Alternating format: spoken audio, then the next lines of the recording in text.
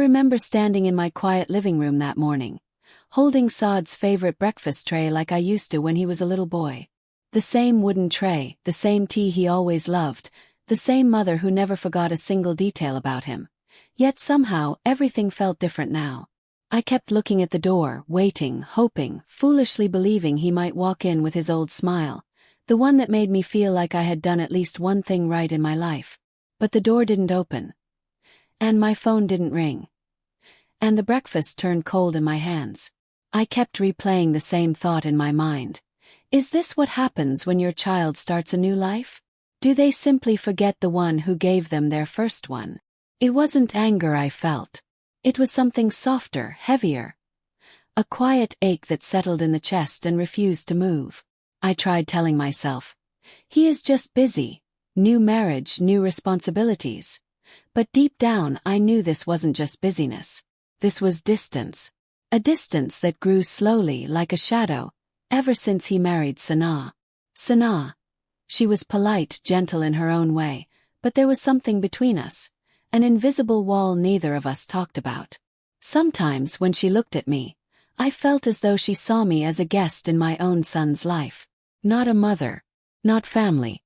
Just someone who needed to step back, step away, step aside. And Saad, my son, the boy who once never slept without hugging me, began changing in small, almost unnoticeable ways. Missing my calls. Forgetting to visit. Speaking shorter. Smiling less. And slowly, day by day, he slipped from my hands like sand that refused to stay. It wasn't one incident. It wasn't one conversation. It was a collection of quiet moments, tiny, painful realizations, that told me I was no longer the center of his world. I wasn't even close. But the moment everything became painfully real, the moment that shattered the last little hope I held inside, was the day he stood with Sanaa beside him, and I reached out to speak, to hug, to ask if he was all right. And he turned away. Not with anger. Not with frustration. Just indifference, like my voice no longer reached him. I stood there, my hand half raised, my smile freezing in place, my heart quietly folding into itself. And Sanaa, standing beside him, watching, saying nothing, but her silence felt louder than any words. In that single moment, I understood something I had never wanted to face. A mother can raise a son her whole life, but she can lose him in a single season. I didn't cry in front of them, that I didn't ask why, that I didn't beg for time or attention or love. I simply stepped back. And in that quiet step, I felt something inside me break. Softly, silently, the way old things finally give up. That was the day I realized my son had truly moved on. And he did it without hearing my voice. I remember standing in the dim hallway outside Saad and Sanaa's room that evening, holding the small tray of tea I had made for them. It was a simple habit of mine, something I had done for years. Even when Saad was a little boy, I used to bring him warm milk before bed. After he got married, I tried to turn that habit into something respectful, something that didn't cross boundaries. Just one cup of tea. Nothing more. Nothing less.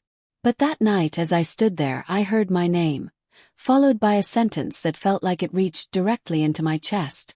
"She comes too often," Sanaa said softly, not angry, just annoyed. "I think your mother is getting a little too close, Saad. We need our space." There was a long pause. A pause where my heart waited for my son to say something, anything that would soften the sting. But all he said was, "You're right. I'll talk to her." My fingers trembled around the tray. The cups clinked quietly, and for a moment I thought the sound would give me away. I stepped back slowly, trying not to let the floor creak. My breathing felt trapped somewhere between my throat and my chest. I went back to my room and set the tray on the table. The steam curled into the air, delicate and warm, completely unaware that the warmth in my heart had quietly begun to fade. I didn't cry. I didn't sigh. I just sat there, staring at the tea I made with love, wondering how a mother could ever be too close to the child she carried, fed, and raised with her own hands. That night I didn't sleep. I kept replaying the words, one by one. "Too close, that we need space. I'll talk to her." I kept trying to understand. I kept trying to find the moment, some hidden line, that I must have crossed without knowing. When the morning light slipped into my room, I made breakfast the same way I always did. But something in me had changed. A quiet ache had settled in a place I didn't know could hurt so deeply. And as I placed the plates on the table, I whispered to myself, almost like an apology. I didn't know loving my own child could become a mistake. I remember standing near the doorway of Saad's new home, my hands gently trembling even though I tried to hide it. I had brought a small box with me. Nothing expensive, nothing heavy. Just a few things a mother keeps safe. His childhood photo, his first drawing, and the tiny blue cap he wore when he was born. I thought maybe, just maybe, he would smile when he saw them. Maybe he would remember the years I had held him close. The years when I was the only person who could calm him. The years I gave without asking for anything in return. But Saad didn't even notice the box. He walked past me with his phone pressed to his ear, talking quickly, laughing softly. And Sanaa stood a few steps behind him, watching me with a look that I could never fully understand. It wasn't anger. It wasn't kindness either. It was something in between, something that said, I will decide how much space you get in his life now. I tried to smile. I really did that. I told myself, it's just the beginning. He's newly married. Give him time. But mothers always sense things sooner than the world expects them to. Something inside me whispered, your place is no longer the same. When Saad finally ended his call, he gave me a quick nod, the kind people give to distant relatives they respect but don't feel close to. He didn't hug me. He didn't ask how I was. He didn't even ask why I came unannounced. All he said was, Mom, you should have called before coming. Sanaa gets overwhelmed when the house isn't ready for guests. That word pierced deeper than anything else that happened that day. Sanaa stood there, her hands folded, her face expressionless. She didn't say it out loud, but her silence carried a message. He's mine to manage now. For the first time, I felt like a visitor in my own child's life. I placed the small box on the table, hoping someone would open it. Hoping someone would ask about it. Hoping someone would remember the woman who raised him alone. Who stayed awake through fevers, exams, heartbreaks, and dreams. But they walked away together, Saad and Sanaa, discussing dinner plans as if I wasn't standing right behind them. I didn't feel angry, no. Anger needs energy. What I felt was something softer, weaker. A slow, sinking ache. The kind that fills the heart quietly until it becomes difficult to breathe normally. I kept thinking maybe I'm overreacting. Maybe tomorrow will be different. But mothers know. Mothers always know. There are moments in life that break you gently. Not with noise, not with violence, but with silence. And this was the moment that whispered to me that my son had already started drifting away. That something had shifted after his marriage. Something I couldn't touch. Something I couldn't fix. And all I could do was stand there, watching the distance grow, inch by inch, breath by breath. Little did I know. This was only the beginning. I stood there in the doorway that evening, holding the small gift I had wrapped for Saad. Nothing extravagant, just a simple shirt in his favorite color. I had imagined, all day, the way he used to smile when he saw me coming. I thought maybe today would be one of those rare days again. Maybe today he would look at me and remember the mother who once carried him through sleepless nights and fevered mornings, through exams, heartbreaks, and dreams he barely found the courage to speak aloud. But when I knocked on their apartment door, only Sanaa opened it. She didn't smile. She didn't even step aside fully. She just looked at the gift in my hand and then at my face, as if both were inconveniences she had gotten tired of tolerating. He's resting, she said quietly. He's tired today. You should come another time. I nodded, even though the words sank into me like stones dropped into deep water. I nodded. Even though I knew her voice didn't match her eyes, I nodded, because sometimes silence feels safer than asking the questions your heart is too afraid to hear the answers to. I tried to hand her the small gift, thinking perhaps she could give it to him whenever he woke up. But she looked at it for a moment, then said softly, Maybe you should give him some space. He's settling into his life now. Her voice was calm, almost gentle. But the message behind it flickered like a candle struggling to stay lit. Spaced as if I had been crowding him, as if a mother's love could somehow suffocate her own child. I forced a smile. The kind mothers learn to wear long before the world realizes how fragile they truly are. Of course, I whispered. I understand. But I didn't. Not really. When I turned to leave, I didn't hear Saad's voice calling after me. Not even a faint "Mom" from inside the apartment. Just silence. A silence that felt unfamiliar. A silence that didn't belong to the boy I had raised. And as I walked down the stairs with the gift still in my hand, I felt something inside me shift. Quietly, painfully, like a thread finally giving way after years of holding everything together. That was the moment the truth touched me for the first time. Softly but unmistakably. My son was building a life where I no longer had a place. But a mother's heart never accepts such things in one breath. It takes time. Many days, many tiny hurts, many quiet realizations. And this moment, this was only the beginning. I didn't know then how far the distance between us would grow. I didn't know how deeply silence could cut. I didn't know how much of him I would lose. Not suddenly, not loudly, but slowly. Gently. Almost politely. People talk about heartbreak in grand ways, with dramatic endings and loud goodbyes. But sometimes heartbreak arrives in a closed door and a soft voice telling you, "Come another time." Sometimes heartbreak arrives in the form of your daughter-in-law's eyes. Calm, unreadable, silently drawing a line between before and after. And sometimes heartbreak is simply walking away with a gift your own child will never receive. I didn't cry that evening. Mothers don't always cry when the world expects them to.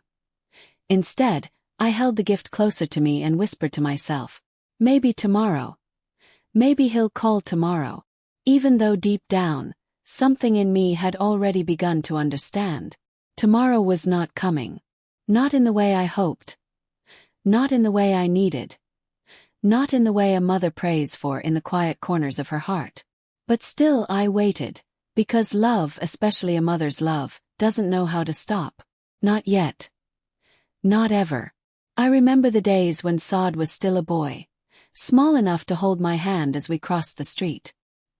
His fingers would wrap around mine so tightly, as if letting go even for a moment meant losing his entire world. Back then, everything felt simple in a way I didn't appreciate until much later. A plate of warm food, a clean school uniform, a kiss on his forehead before he left for class. Those were the days my heart felt full without needing anything more. After his father passed away, our home grew quieter, but Saad filled it with life. He would talk about everything. His school friends, his science projects, even the silly jokes he picked up from cartoons. I would laugh not because the jokes were funny but because he was. His presence softened every ache inside me. I worked long hours to provide for him. But no matter how tired I returned, I never once forgot to sit with him, ask about his day, and remind him that he mattered. Slowly, the two of us built our own world, a world made of patience, trust, and silent promises. He would look at me with those hopeful eyes and say, "Mom, I'll always take care of you. Just like you take care of me." Children say these things without understanding the weight of their own words. But mothers remember. Mothers hold on. As Saad grew older, life started to change as it naturally does. He became more independent, more focused on his studies and later his early career. I encouraged all of it. I wanted him to build a life that did not carry the same struggles I had faced. I wanted him to rise higher, dream bigger, live fuller. When he introduced me to Sana for the first time, I remember liking her instantly. She was polite, soft-spoken, and respectful. She held Saad's arm gently, and he looked proud standing next to her. I thought, maybe this is the girl who will bring sunshine into his life.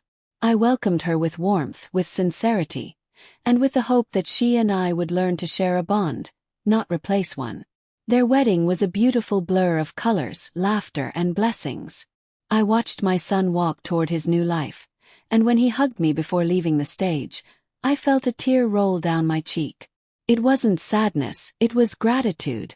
I believed he was stepping into a world where he would find love as deep and unconditional as mine. After marriage, they moved into their own home. Not too far, just a short drive away. I told myself this distance was normal, healthy even. Children should build their own spaces, their own rhythm. I reassured my heart each night. He hasn't gone far. He will still call. He will still visit. Nothing will change. But life has a quiet way of shifting without warning, without sound, without asking if you are ready. Little by little, I noticed our conversations grow shorter. His visits became less frequent. His messages delayed. He seemed busy, always busy. I tried not to take it personally. Marriage brings responsibilities. Two lives learning to live together requires time, patience, and adjustment. I reminded myself of this every day. Still, there were moments. Moments when I would sit alone at the dining table, staring at my phone, waiting for a call that never came. Moments when the house felt too quiet, too still, as if it were holding its breath. And yet I kept telling myself it's just a phase. Saad will return to me with the same warmth he always had. But deep down, a whisper had begun forming in my heart, a whisper I ignored for as long as I could. A whisper that said, life is changing and so is he. He was slipping away inch by inch, not suddenly, not dramatically, but quietly, the way a sunset fades into night without anyone noticing the exact moment of darkness. And I, his mother, the woman who raised him with her entire being, could only watch in silence. I remember the days before Saad's marriage so clearly that sometimes it feels like they happened only a few hours ago. Life was simple then. Or maybe I only thought it was simple because I still had my son close to me. Our home was small, quiet, and modest, but it held warmth, held laughter. It held the kind of peace that comes from knowing your child still needs you, even if they're grown. In those days, Saad used to walk into my room in the mornings, rubbing his eyes like he was still a teenager. He would sit at the edge of my bed and say, "Mom, what's for breakfast today?" And I used to pretend to be annoyed, but inside I loved that he asked. I loved that he still wanted my food, my company, my reassurance. Sometimes I wonder if mothers ever stop wanting to be needed. Maybe we don't. Maybe it's built into us the same way a heartbeat is. When Saad told me he wanted to marry Sanaa, I saw a light in his eyes I hadn't seen in years. He spoke about her with a softness I instantly recognized. The softness of someone who is falling deeply, quietly, honestly in love. I was happy for him. Truly. I didn't hesitate, I didn't question anything, I didn't fear anything. I thought love would only add to our lives, not take something away. The first time I met Sanaa, she walked into our home with a polite smile, her dupatta pinned neatly, her voice soft and composed. She greeted me respectfully, even shyly. For a moment, I imagined a future where she and I would sit together, talk about small things, cook meals, laugh over stories Saad had told us separately. I thought maybe I'm gaining a daughter today. I didn't realize then how quickly dreams can change. After the engagement, the house became busier. There were relatives coming and going, women choosing fabrics, men deciding dates, children running around with juice boxes and sticky hands. I was tired most days, but it was a happy kind of tired, the kind you don't complain about because you know it's for something beautiful. Saad tried to help wherever he could, but he often got pulled away by calls from Sanaa, or by errands related to the wedding. I didn't mind. Or maybe I told myself not to mind. On the night before the Bharat, I sat alone in my room, holding the sherwani I had bought for him. I spent the whole evening sewing a button that wasn't even loose, just because I wanted to feel like I still had a place in some part of his life. It's silly, isn't it?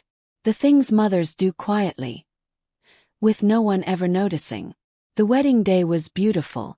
Sanaa looked like she was made of light. Saad kept glancing at her, unable to hide his smile. When he looked at me, it was with gratitude, or perhaps I imagined that too. Maybe I wanted to see it so strongly that it became real to me. I remember standing far behind during most of the rituals because I didn't want to be in the way. I didn't want to appear overly emotional. I didn't want to embarrass him in front of his new family.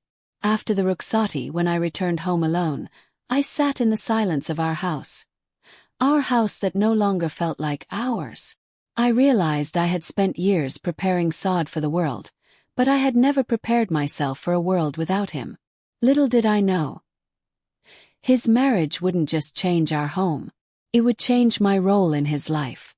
And slowly, so slowly that I didn't even recognize it happening, I would watch my son drift to a distance where even my voice couldn't reach him. I remember the early days after Saad married Sana as if they happened just yesterday. Everything felt new, fragile, and full of possibility. Their home was still settling into its own rhythm, and so was I. I would visit them with small things in my hands. Sometimes fruits, sometimes a dish Saad liked, sometimes nothing at all except the hope of hearing my son's voice the way I used to. Sana would open the door with a polite smile. Not warm, not cold, just polite. And I, with my heart too soft, read that politeness as acceptance. I wanted to believe she was simply adjusting to her new life, the way all young brides do. I told myself, give her time. She will understand you. She will love you like a mother too. Inside their home, I often found Saad buried in responsibilities. Office calls, messages, errands. He was the same kind-hearted boy I raised, but there was something different now. His attention had shifted, not in a cruel way, but in a natural, expected way. And still, it hurt in ways I wasn't prepared for. Sometimes he would say, "Mom, sit. I'll finish this call and talk to you." And I would nod, smiling gently, hiding the quiet ache that whispered, "He never used to make you wait." But the truth is, life moves forward even when a mother's heart stays standing in one old memory. In those early days, Sana often stayed quiet. She would serve tea, ask if I needed anything, and then retreat back to the kitchen or the bedroom. I tried to fill the silence by praising her cooking or mentioning small things. Flowers near the window, the cushions she arranged, the soft lights she preferred. She would smile in response, but her eyes didn't soften. She stayed guarded, like she was watching me without wanting to be seen. I told myself not to take it personally. She's young, she's shy, she's still getting comfortable. Mothers are experts in giving benefit of the doubt. We know how to love first and understand later. And Saad. He floated between us, unaware of how the air between two women in his life slowly thickened day by day. One evening as I was leaving, Saad walked me to the door. It used to be a small gesture, but that day it made me emotional. He stood there, tall, grown, a married man with new priorities. Yet he held the same gentle expression he had since childhood. "Mom, you reached home fine," he would text later. But the words I longed for, the long conversations, the soft teasing, the "Mom, did you eat?" those were already becoming rare. Still, I convinced myself that change was natural. Marriage brings shifts. Families expand. Bonds rearrange themselves. And a mother should step back with grace. That's what I believed, that's what I told myself again and again. But deep inside, a quiet fear began to form, like a shadow growing from a corner I avoided looking at. Something in Sana's eyes. Something in Saad's new silence. Something in the way my presence began to feel like a visitor's rather than a mother's. Yet I chose to ignore it. Because mothers, even when they sense storm clouds, still hope for sunlight. I noticed the shift slowly, like a quiet breeze that enters through a half-open window. It does not disturb anything at first, but you feel it brushing against your skin, reminding you that something has changed. Saad's visits became fewer, and when he did come, his eyes were always somewhere else. On his phone, on the clock, on whatever message Sana might send. He still greeted me with love, but the warmth wasn't the same. It felt like a coat someone wears only because the weather forces them to, not because they want to. I tried brushing away the feelings, telling myself he was newly married, adjusting, learning how to balance life. But the small silences between us, those gentle pauses that once held comfort, now felt heavy. I could feel him slipping away, not abruptly, but slowly, like sand falling through my fingers no matter how tightly I tried to hold it. And still I kept smiling even when it hurt, because mothers do that. We swallow the ache quietly so our children don't feel the weight. Yet at night, when the house grew quiet and the walls stopped pretending to be strong, I felt the emptiness settling deep inside me. I told myself it was normal. I told myself all mothers go through this when their children grow up. But a part of me wondered if I had unknowingly done something to push him away. That question stayed with me, lingering in the corners of my heart, whispering doubt into every memory of us. The shift became clearer one afternoon when I decided to visit Saad and Sanaa unannounced, something I had done hundreds of times before his marriage. Their home once felt like an extension of my own, warm, welcoming, always open to me. But when Sanaa opened the door that day, something in her expression made me pause. She smiled, but it was thin, polite, the kind we offer strangers out of courtesy. I told her I had brought homemade biryani for them, hoping it would soften her tone, but she stepped aside as if granting permission rather than welcoming me. Inside, I noticed Saad wasn't home, and the air felt strangely quiet, almost restricted. The living room, once lively when I visited, looked like a place where voices needed to be controlled. We talked for a few minutes, or at least we tried, but every word felt heavy, every pause too long. Sanaa kept glancing at the clock, and for the first time since Saad's marriage, I felt like a guest instead of a mother. I left before Saad returned, telling myself it was fine, that I was overthinking, but deep down I sensed a wall building, one brick at a time. A few days later I called Saad, hoping to hear his voice, but it went straight to voicemail. This had become more common lately, but that day something felt different. I waited an hour, then two, then half a day. Still nothing. When he finally returned my call late in the evening, his tone was rushed, apologetic but distant. He said he had been busy, that work was demanding, that he would come see me soon. I wanted to believe him, and for a moment I did. But then I heard someone in the background. Sanaa's voice, low but clear. "We're getting late," she said. There was no anger in her tone, but there was something else. A reminder, almost like a nudge pulling him away. Saad ended the call quickly after that, promising to call me again later. He didn't. And I stayed awake that night, listening to the ticking clock, wondering when my son's voice had become something I had to wait for instead of something I woke up to. The next week I decided to cook Saad's favorite dish, chicken karahi, hoping it would make him visit. Sometimes love becomes a hope we cling to, even when it has nowhere to land. I messaged him gently, saying, "Son, I made your favorite. Come for dinner if you're free." Hours went by with no reply, though I saw the message had been read. I kept the food warm, reheating it, checking the gate each time a car passed. Finally I received a text, not a call. "Mom, we already have dinner plans. Maybe next week." 3 simple sentences, but they struck deeper than harsh words ever could. I stared at the message for a long time, feeling something inside me break softly, like a paper tearing at the edges.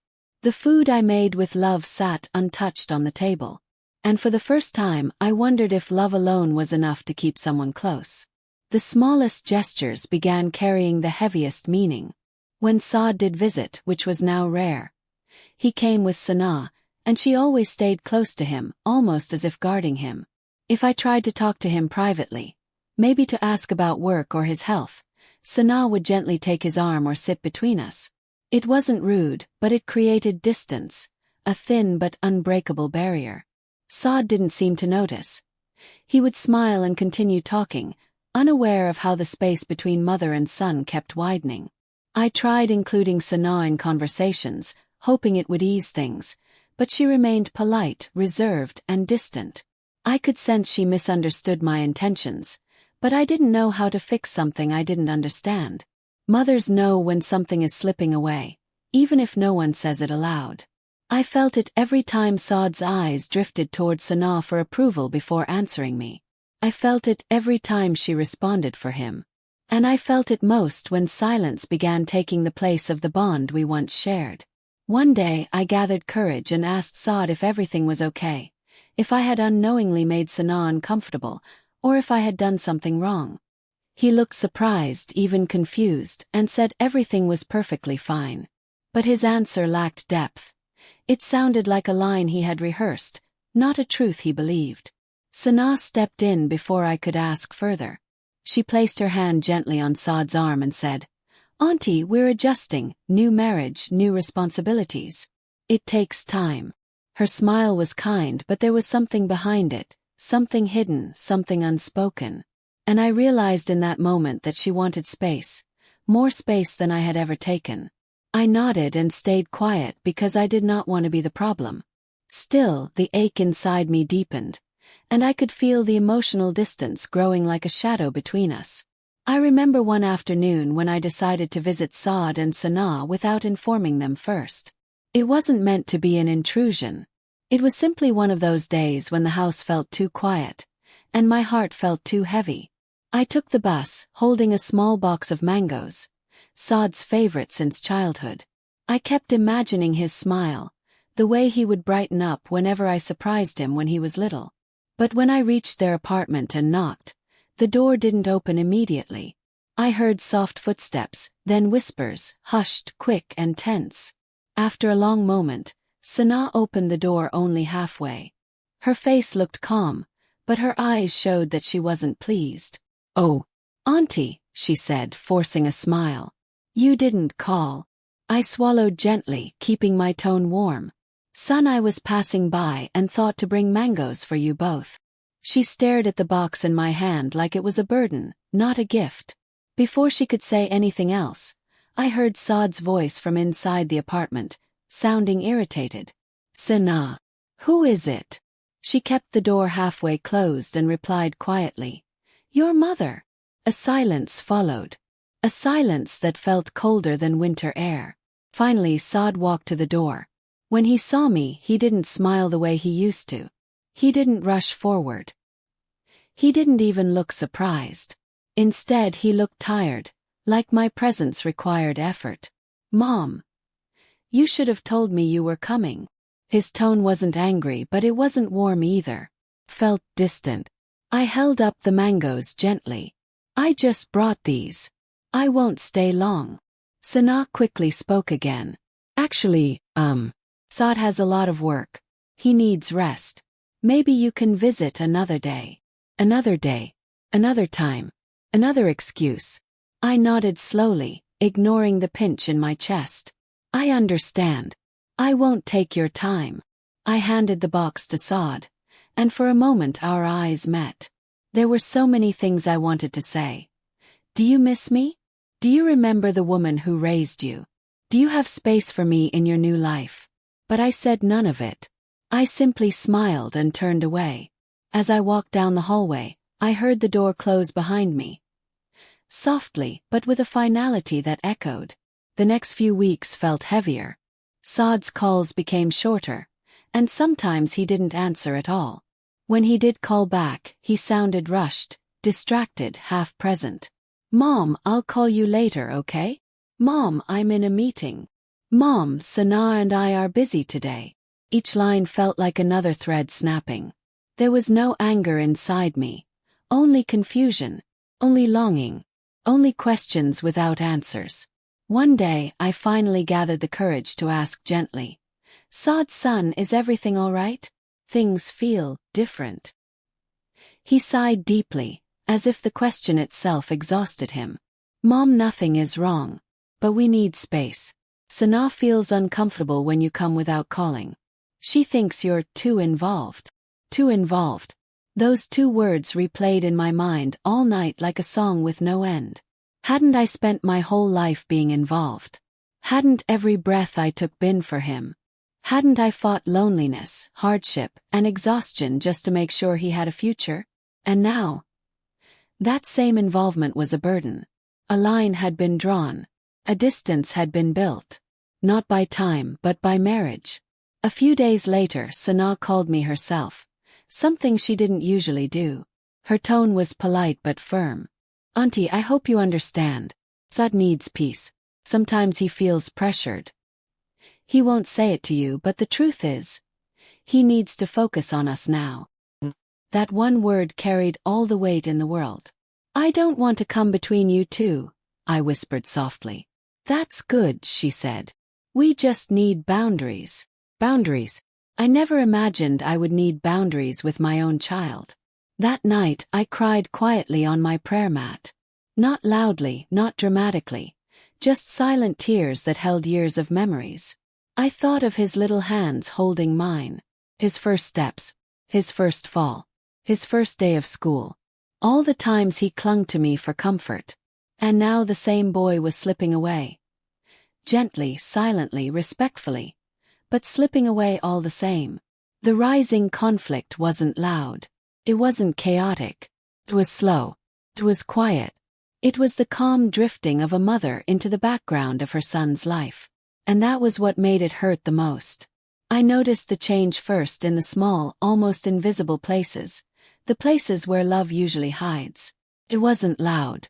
It wasn't dramatic. It was quiet, like a door slowly closing without a sound. And somehow that silence hurt more than anything else.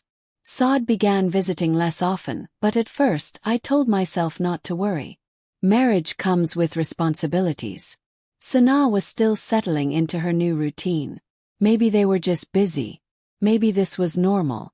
Maybe this was just life moving forward slowly. But the truth was, something inside me knew it wasn't just life. Something was shifting, and I could feel that shift like a shadow following me around the house. Every week my calls got a little shorter. My messages got a little fewer responses. And the cheerful tone Saad once carried in his voice sounded different. Softer, distant, controlled. One evening, after waiting the entire day for Saad to return my call, I heard the phone ring at last. I answered so quickly that my breath shook. "Saad, are you okay?" "Yes, Mom. I'm fine," he said, but his voice was flat, as if he was distracted. "I was busy." Busy. That word again. "Son, I made your favorite biryani today," I said with a little hope. "You and Sanaa should stop by. Even for an hour." There was a pause. Long one. The kind that scratches the heart. "Mom, I don't know. Sanaa has plans tonight. Maybe some other day." Some other day. Those words settled into me like dust. Small but collecting slowly. I swallowed my disappointment and forced a smile he couldn't see. "Of course, son, enjoy your evening."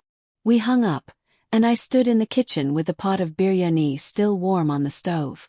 It felt silly, but I lifted the lid and let the steam rise against my face. Maybe I was hoping it would warm the coldness spreading in my chest. Later that same night, I sat alone in the living room with the lights dimmed. The house felt too big suddenly. Too quiet. Too empty. And that's when it hit me that maybe, just maybe, Sanaa didn't want me too close. The following week, the feeling grew stronger. Whenever I called, Sanaa would answer instead. "Greetings, Mom," she would say politely. "Saad is busy right now. He'll call you back." He never did.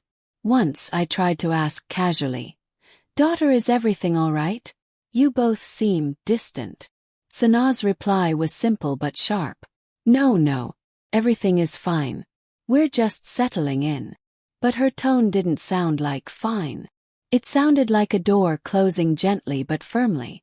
The next day I got a message from Saad. "Mom, please don't worry so much. I'm okay." Just one line. No voice message. No warmth. Just a line. It hurt more than I expected. There were moments I walked past his room, now empty, and felt a wave of memories rush over me. His school books. His old cricket bat. The marks on the wall from when he grew taller. The nights he sat beside me while I stitched his torn clothes. The mornings he left for school with half-buttoned shirts that I always fixed at the door. All those years. All those moments. And now, silence.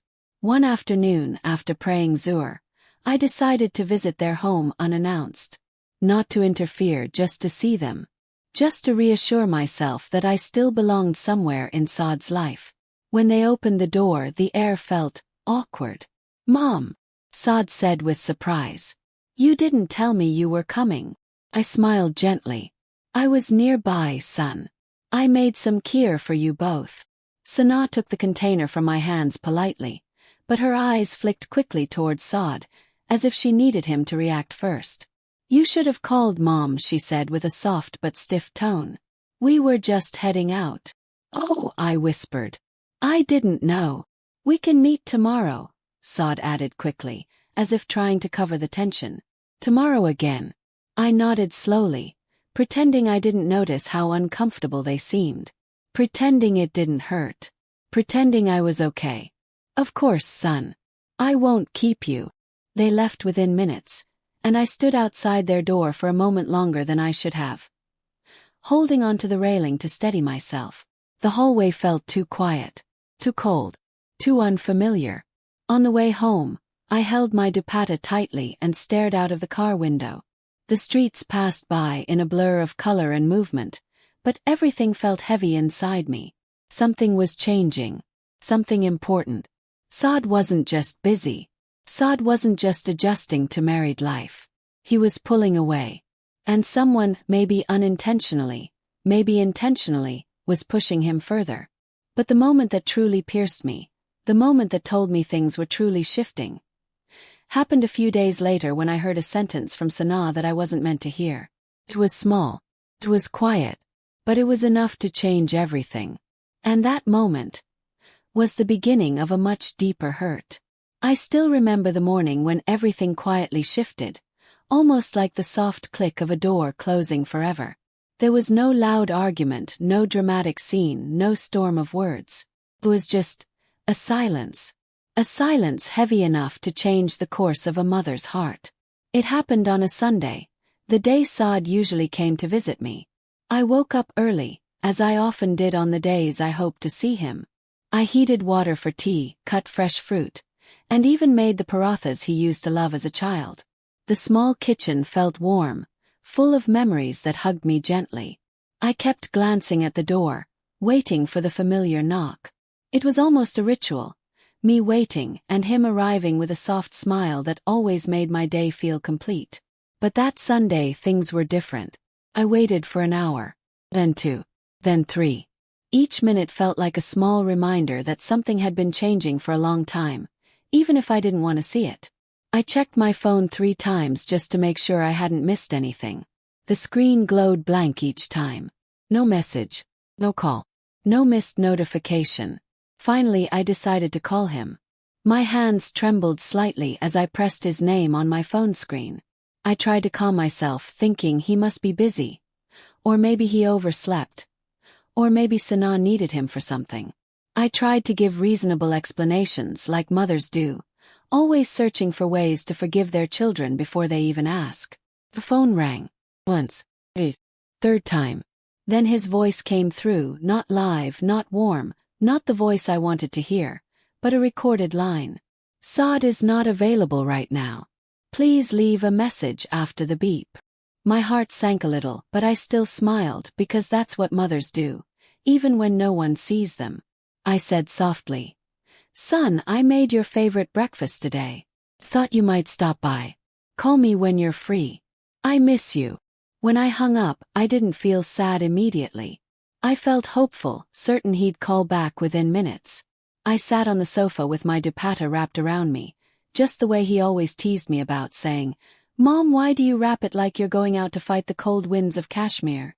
But an hour passed. Then another. The food grew cold on the table. And Saad still hadn't called. It was late afternoon when the doorbell finally rang. Not the usual soft knock of my son's hand, but a firmer, faster press. I rushed to open it, thinking he must have come, he must have felt bad. But it wasn't him. It was my neighbor, asking about something small and unimportant. I nodded, answered politely, and closed the door with a quiet sigh. The house felt heavier after she left, like even the walls understood something was wrong. I told myself not to overthink, but a mother's heart listens to things before her mind does. I felt something shift inside me, something too quiet to name yet too loud to ignore. Hours later, when the evening settled in and the call still hadn't come, I finally sat down on the edge of my bed and whispered to myself, maybe he forgot. But deep inside, I knew he hadn't forgotten. He had simply chosen something else. Or someone else. Still, I forced myself to hold on to hope. Mothers can build entire worlds out of hope. It wasn't until the next morning that the truth took shape. My phone rang. I didn't even look at the screen before answering. It was instinctive, like breathing. My voice came out soft, almost eager. "Hello." And then I heard it. Sanaa's voice instead of Saad's. "Greetings, Mom," she said politely, calmly, almost too politely. Froze. Not because she called, she rarely did, but because of the tone. It wasn't warm. It wasn't rude. It was distant. "Greetings, son," I replied, steadying my breath. "Is Saad okay?" "He didn't come yesterday." There was a short pause. Just long enough for my heart to brace itself. Then she spoke, choosing each word carefully, as if she had rehearsed them. "Mom, actually Saad was tired yesterday. And we need a little space for a while." I blinked, not understanding at first. "Space?" I whispered. "Yes," she continued gently. "He needs time to adjust, to focus on our marriage. And sometimes he feels overwhelmed. He doesn't know how to say no to you, so I'm saying it for him." The air around me felt heavy. "I never asked him for anything," I said softly. "I know," she replied. "But he feels guilty. And I don't want him to feel torn between us." Her words weren't cruel. They weren't sharp. They were simply final. And that hurt more. I sat completely still, letting silence fill the space between us. Then she added the sentence that would stay with me forever. "Mom, sometimes you get too close and Saad doesn't know how to handle it." Too close. Phrase so simple yet so painful. My breath caught for a moment. I felt something inside me fold in on itself. The part of me that used to believe a mother could never be too close to her own child. I didn't argue. I didn't defend myself. Mothers often choose silence where others might choose anger. After a quiet moment, I simply said, "I understand." Even though I didn't. Even though every piece of me was breaking quietly.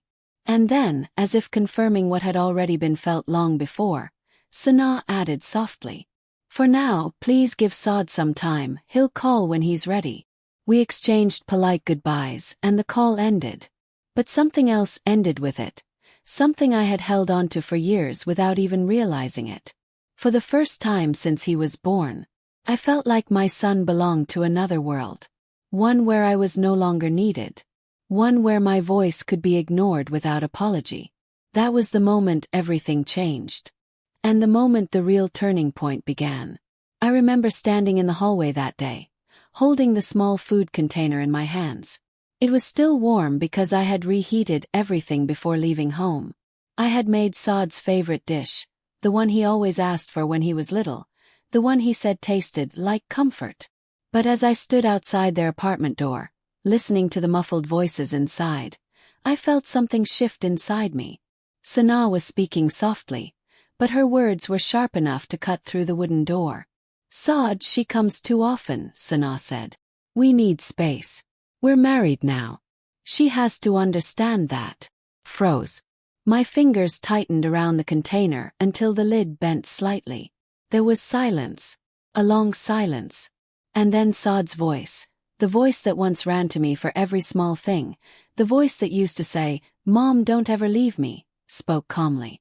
"I know," he said. "I'll talk to her." The world didn't crash. It didn't break. It quietly collapsed inside me. I stepped back from the door before they could open it. My heart felt like it was moving in slow motion, but my feet were already walking away. I didn't remember climbing down the stairs. I didn't remember reaching the ground floor. All I remember is how different the air felt, like it no longer belonged to me. On the way home, I kept trying to convince myself I had misheard. That Saad didn't mean it like that. That Sanaa didn't say it in a hurtful way. That somehow I was imagining the pain that kept growing inside my chest. But a mother's heart doesn't lie, whispers the truth long before the world admits it. When I reached home, the house felt heavier than before. I placed the still warm food container on the kitchen counter and sat down beside it. For the first time in years, I didn't call Saad to say I arrived safely. I didn't text him pictures. I didn't send voice notes asking him if he and Sanaa had eaten. I stayed still, very still. And it was in that stillness that the truth settled in me like dust on old furniture. Saad didn't forget me because he was a bad son. He didn't ignore me because he stopped loving me. He simply belonged to someone else now. someone he prioritized, someone he listened to, someone whose voice had become louder than mine. It wasn't anger that filled me. It wasn't jealousy, it was a soft, deep ache. The kind a mother feels when she realizes her child has stepped into a new world where she no longer walks beside him. That night, when my phone finally buzzed, I didn't rush to it. I didn't smile the way I always did when Saad's name appeared on the screen. His message was short. Mom will come visit this weekend. Sana isn't feeling well today. There was no mention of the food I left at their door, no mention of my knocking, no mention of hearing him talk about me. Just a polite update, as if I were someone he was obligated to inform.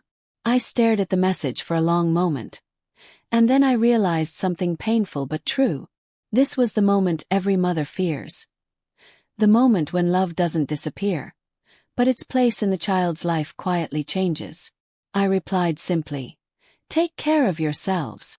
And for the first time he didn't ask me how I was. That was the moment right there, when the turning point became real. Not dramatic. Not loud. Not cruel. Just a soft final shift. A mother stepping back, a son moving forward, a life changing without saying a single harsh word. And alone in that silent kitchen, I whispered to myself, so this is what it feels like, when your child no longer needs your voice to guide him. I remember standing in Saad and Sana's living room that afternoon, feeling like I had walked into a home where I was both welcome and unwelcome at the same time. My heart knew something was shifting, but my mind didn't want to accept it. I kept telling myself, he is my son. Whatever this is, it will pass. But deep inside, I already sensed the storm that was quietly forming around me. As I stood there looking at the framed pictures on their wall, something caught my eye. A recent family photo of Saad and Sana. Just the two of them. They were dressed in soft pastel colors, smiling gently as if nothing in the world troubled them. My son had his arm around his wife's shoulder, and she leaned into him with a confidence I envied. They looked happy, complete. And I wasn't in that picture. Not even in the background. Not even on the shelf. Not anywhere in the entire room. It was a strange feeling, seeing your own child's world and realizing you are not part of it anymore. I felt a small ache in my chest, the kind that grows slowly, quietly, until it becomes something you can no longer ignore. Sana came out of the kitchen first, wiping her hands on a towel. She looked surprised to see me, though she tried to hide it behind a polite smile. "Auntie, you didn't tell us you were coming." Her voice was soft but carried a distance I couldn't miss. It wasn't rude. It wasn't warm. Simply held no room for me. "I tried calling," I replied, keeping my tone gentle. Saad didn't pick up. Before she could respond, Saad walked in. My heart lifted for a second, foolishly hoping he would greet me the way he always used to. Arms open, eyes bright, voice full of warmth. But he paused when he saw me, just for a moment. A pause so small that maybe others wouldn't notice. But a mother always does. "Mom, you're here?" he asked, adjusting his shirt sleeves as if trying to appear composed. "Yes, son, I wanted to check on you both. It's been a while." I smiled, even though something in me was trembling. He nodded lightly, politely. "We're good. Just been busy." Busy. Just one word, but it said everything. Sana glanced at him, and without speaking, he seemed to understand some private message in her eyes. It was a silent conversation I wasn't part of. A language of glances and tiny gestures I no longer spoke.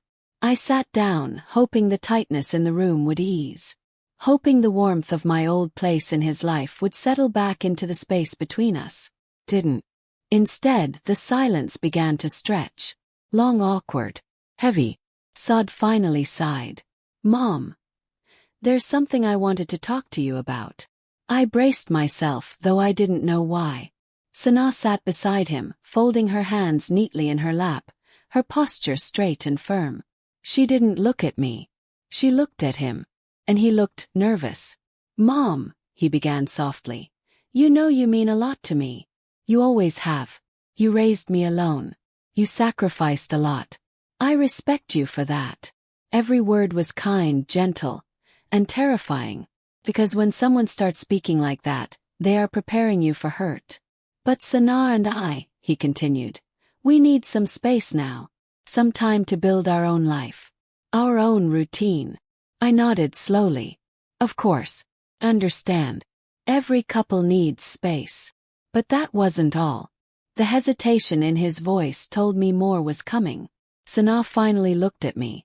Her eyes were calm, almost too calm. The kind of calm that doesn't grow from peace but from determination. Auntie, she said softly, sometimes, I feel things get a little too close. Too involved. It becomes difficult for us. Her words echoed in my mind. Too close. Too involved. Saad looked down at his hands. He wasn't defending me. He wasn't questioning her. He wasn't even explaining. He was agreeing. A quiet ringing filled my ears. My breath felt heavier.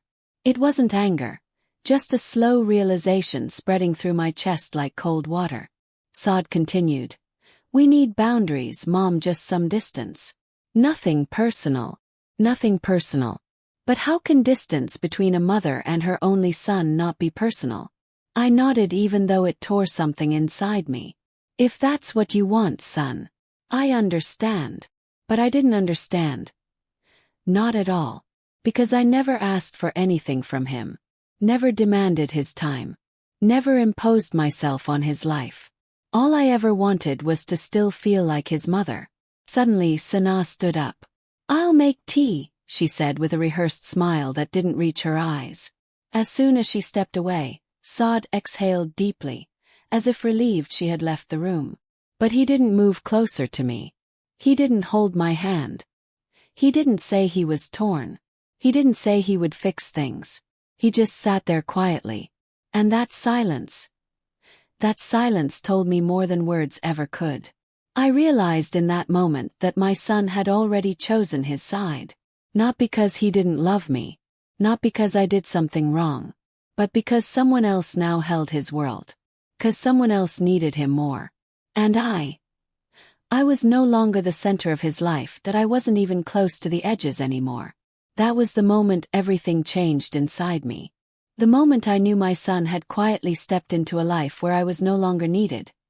And maybe no longer welcome in the way I once was. The moment I understood that motherhood isn't something you lose all at once. You lose it in small pieces. Point 1 silence at a time. Point 1 unreturned call at a time. Point 1 uncomfortable visit at a time. And now, I had just lost the biggest piece of all. I sat quietly that evening, letting the house fill with the kind of silence only a mother understands. It wasn't the silence of loneliness.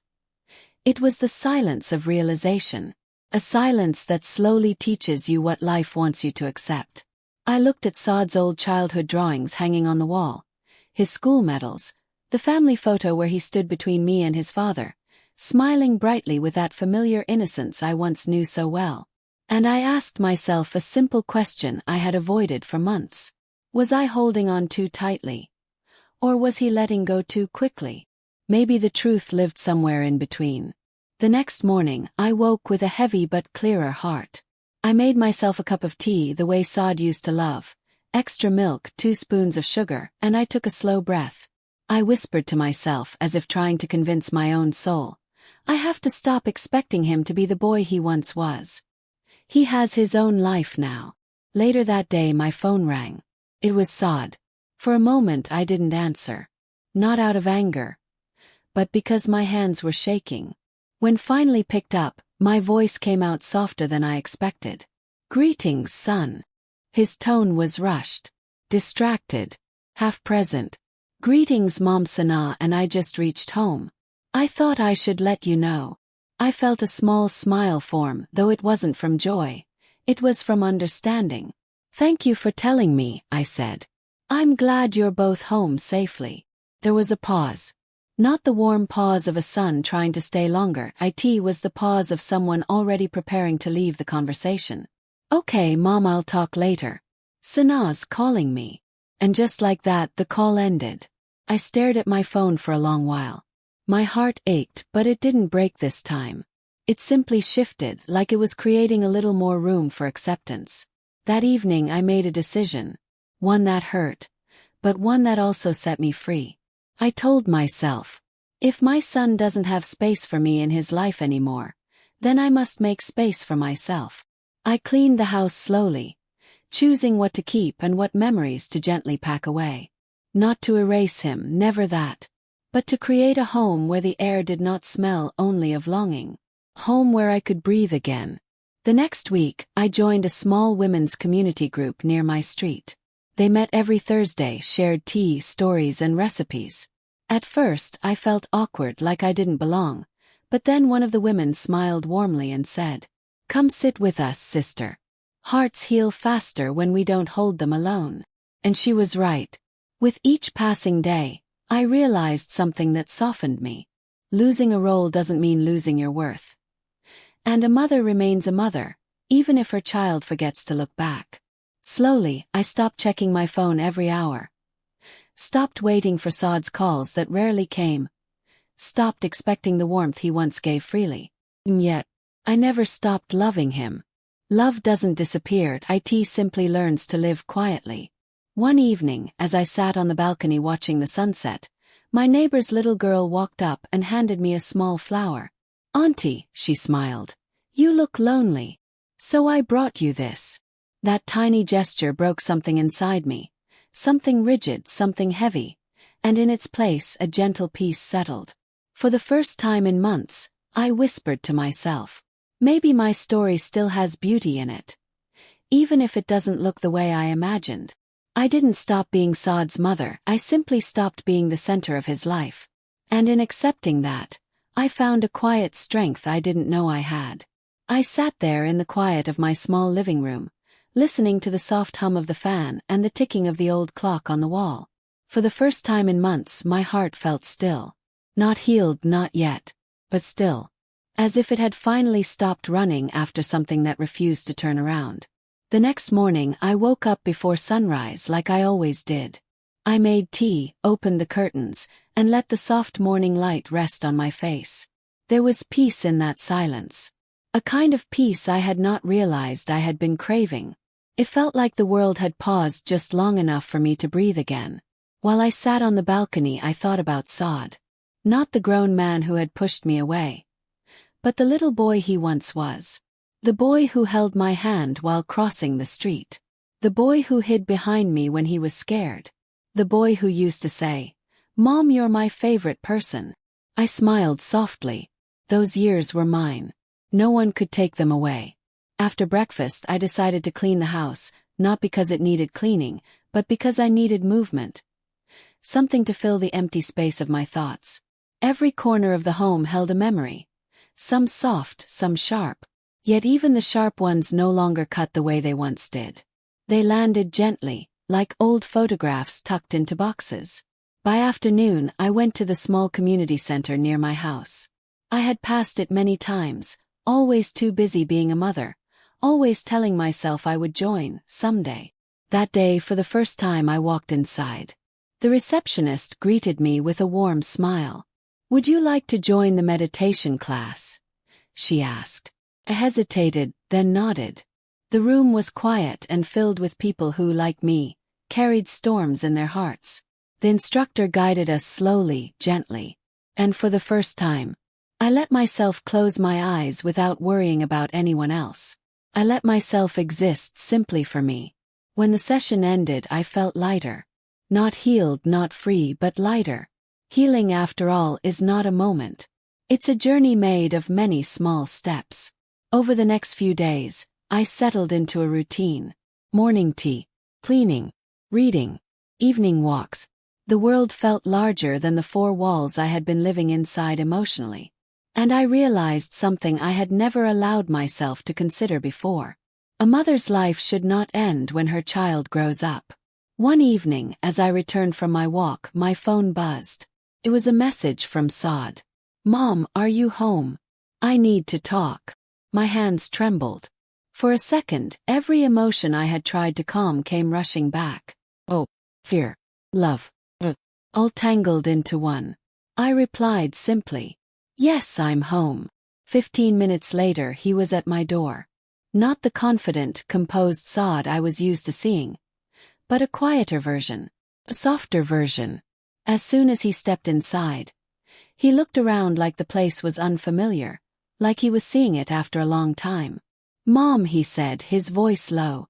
I haven't been a good son." I did not speak. I let him continue. He took a deep breath.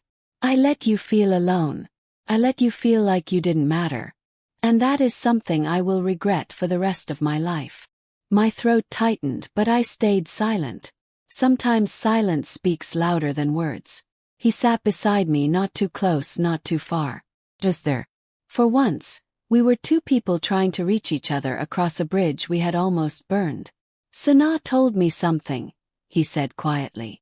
"She said maybe you stepped back because you didn't want to be a burden. She said I should visit you. She said you missed me." I looked up surprised. Not because Sana had spoken about me, but because she had understood me at all. "I'm sorry, Mom," he whispered. "I should have come sooner." I placed my hand gently on his. "It's all right," I said softly. "Life changes. People grow. And mothers, we learn to adjust." He lowered his head. "But I don't want you to adjust alone." That was the moment the heaviness inside me loosened. Not vanished, but loosened. Like a knot finally beginning to untie. We talked for a long time.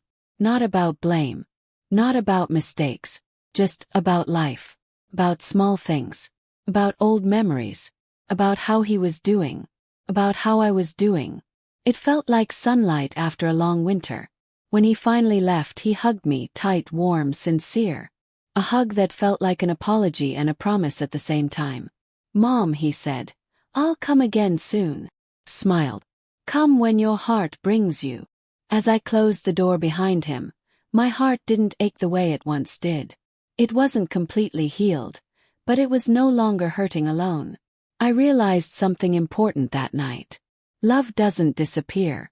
Changes shape, shifts, stretches, and sometimes it waits quietly until the people we love find their way back.